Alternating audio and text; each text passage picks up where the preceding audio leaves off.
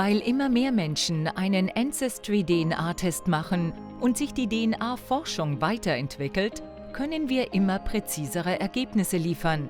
Und 2022 gibt es spannende Neuerungen. In Asien haben wir 4 neue Regionen: Zentral- und Ostchina, Südwestchina, tibetische Völker sowie Nepal- und Himalaya-Ausläufer. Neu in Afrika sind Nigeria, östliche Mitte und nilotische Völker. Außerdem haben wir die bisherige Region östliches Polynesien und neuseeländische Maori in die Regionen Hawaii und Neuseeland Maori aufgeteilt. Auch wenn du keine dieser 9 Regionen hast, sind deine Ergebnisse jetzt vielleicht noch genauer geworden. So gibt es etwa große Verbesserungen für Mitglieder mit tiefen familiären Wurzeln auf dem amerikanischen Kontinent, in Ozeanien, Asien und Europa.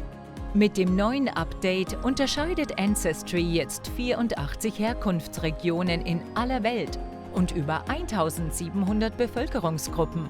Insgesamt sind es 1830 Regionen. Jede neue Ancestry-DNA-Region eröffnet mehr Menschen die Chance, aufregende neue Fakten über ihre Familiengeschichte zu erfahren. Wenn du deine Ancestry-DNA-Ergebnisse ansiehst, wirst du staunen, wie viel wir allein aus deiner DNA lesen können. Wie kommen eigentlich die Prozentzahlen aus so unterschiedlichen Gegenden der Welt zustande? Zuerst analysieren wir die DNA in deiner Speichelprobe und sehen uns etwa 300.000 spezielle Marker an, um deinen Abstammungsmix zu bestimmen. Die Zusammensetzung der Marker ist fast bei jedem Menschen individuell anders. Danach ordnen wir diesen Markern die entsprechende geografische Herkunft zu. Hierfür müssen bestimmte DNA-Muster mit denen übereinstimmen, die für bestimmte Regionen oder Gruppen typisch sind. Diese finden wir in DNA-Proben von Menschen mit langer familiärer Verwurzelung in der jeweiligen Gegend, unseren sogenannten Referenzgruppen.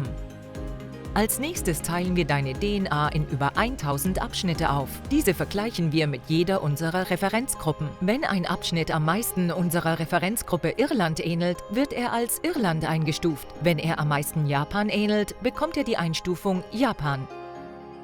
Wir wiederholen dies mit allen DNA-Abschnitten und addieren die Werte dann.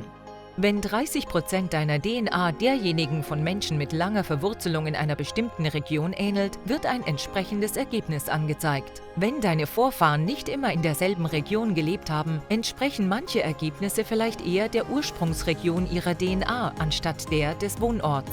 Das alles mag einfach klingen, aber der Vorgang ist komplex und stützt sich auf modernste Wissenschaft. Wir aktualisieren die Referenzgruppen ständig und optimieren auch den Algorithmus, der deine DNA mit den einzelnen Gruppen vergleicht, sodass wir neue Regionen hinzufügen können und sich die Genauigkeit mit der Zeit verbessert. Die DNA-Forschung entwickelt sich laufend weiter, also sieh dir nach einer Aktualisierung stets deine neuesten Ancestry-DNA-Ergebnisse an.